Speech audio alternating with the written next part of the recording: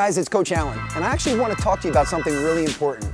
Social media do's and don'ts. Now there's a chances are if you're watching this video right now, you've seen me on social media. In fact, that may be the only place that you've seen me. We probably have never met in person.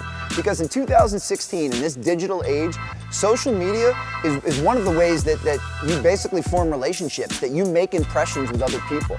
And I want to tell you that you have to be real cautious with that. Hopefully you know that if you were going to meet somebody in person, that you would do everything you can to make a favorable first impression with them. Hopefully you'd have good body language, you'd look them in the eye, you'd smile, you'd say your first and last name with a presence, you'd give them a firm handshake.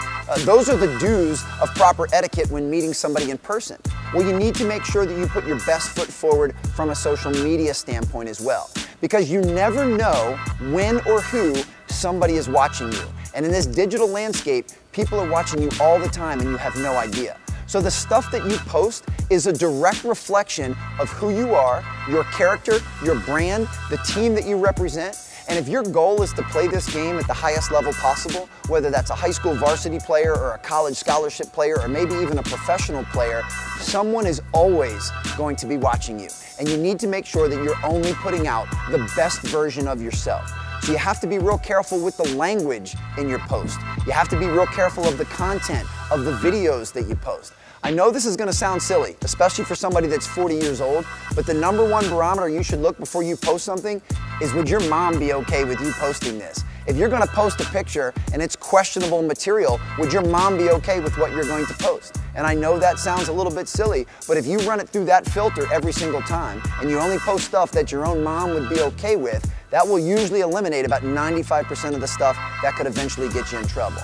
And I'm telling you, I've seen it time and time again from college scouts and NBA GMs. They have crossed people off of their list of candidates that they're interested in because the people post questionable material. Because in today's day and age, doing something on social media is no different than doing it in person. And if you don't have the maturity or the self-awareness, if you're gonna post something stupid on social media, there's a good chance you'll say or do something stupid in person. And coaches can't take a risk on that. So be very, very careful with what you post and make sure that social media is a digital extension of you and your character and the brand that you represent.